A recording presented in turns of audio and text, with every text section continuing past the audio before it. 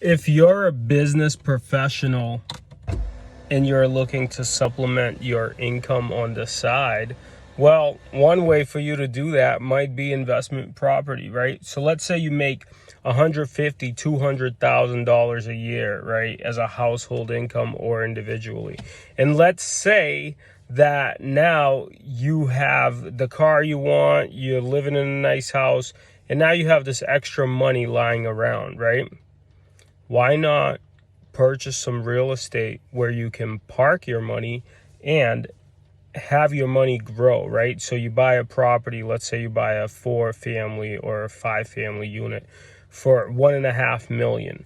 The price, and you put 300,000 into it. And let's say the price as a down payment, right? So you could buy it, right?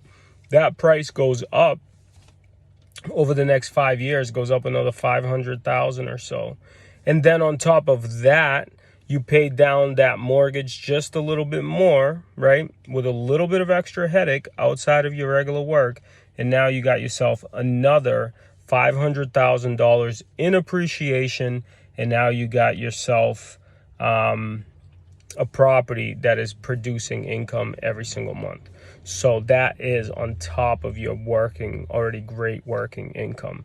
And if you hire a property management company that can just take care of most of the headaches for you, let's say you pay 5 on the very low end to 7 to 10% for somebody to do everything for you, and all you're doing is just collecting checks.